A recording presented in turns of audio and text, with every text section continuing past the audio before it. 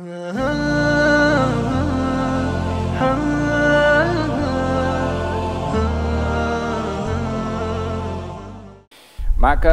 bagi istri Nabi tanya kepada Nabi, "Ya Rasulullah, ayyuna asra'u bika luhuqan?" Ya Rasulullah, siapa di antara kami yang menyusul engkau terlebih dahulu?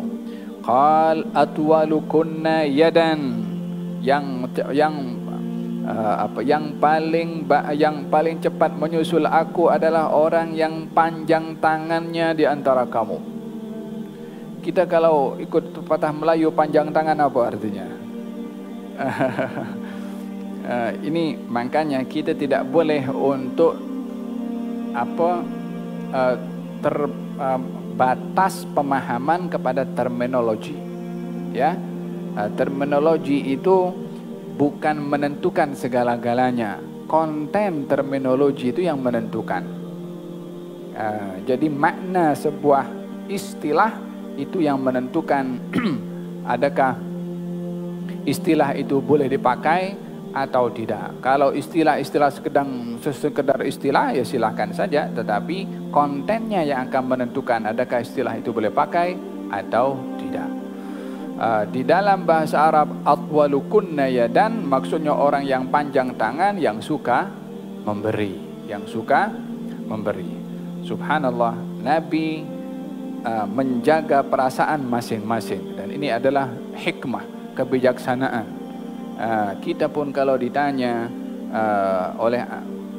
oleh anak-anak kita, nak kata istri-istri tak banyak punya istri, satu semua. Jadi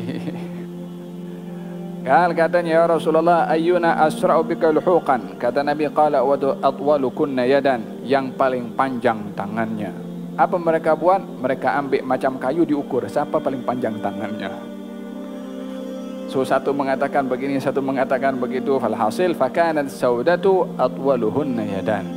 Dia dapati Saudah, istri Nabi, adalah yang paling panjang tangannya. Katanya kalau begitu Saudah lah yang meninggal dulu, karena diukur panjangnya tangan.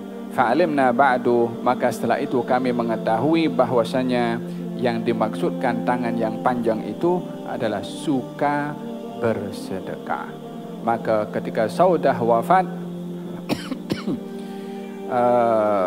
dilihat beliau adalah orang yang paling banyak bersedekah. Maksudnya di sini adalah bertepatan antara panjangnya tangan secara fisikal dan panjang tangan, maksudnya makna yang dimaksudkan oleh Nabi panjang tangan yaitu suka bersedekah. Maksud Nabi suka bersedekah, tapi dapat diketahui kalau Saudah suka bersedekah ketika Saudah adalah istri yang meninggal dunia tak lama daripada baginda Rasulullah sallallahu alaihi wasallam. Mereka baru menyadari maksudnya Nabi mengatakan orang yang pertama menyusul Nabi, orang yang panjang tangannya adalah orang yang bersedekah. Ternyata yang suka bersedekah adalah Saudah. Dalam riwayat yang lain atau dalam penafsiran dikatakan Zainab, walaupun dalam hadis ini dinyatakan adalah Saudah.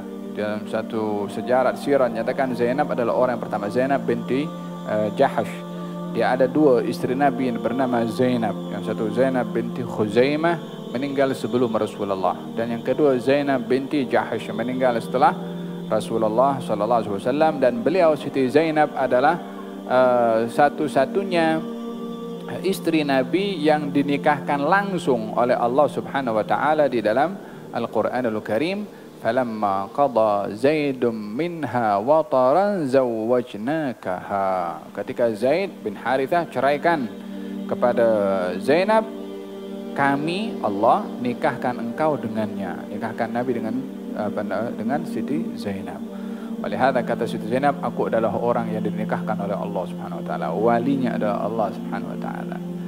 Itu menjadi kebanggaan kepada Siti Zainab karena yang menikahkan langsung adalah Allah. Dikatakan waktu itu dah tak ada akad lagi antara Nabi dengan Siti Zainab, sebab langsung dari Allah Subhanahu wa taala, maka cukuplah dengan akad yang sudah dilafazkan atau difirmankan oleh Allah Subhanahu wa taala.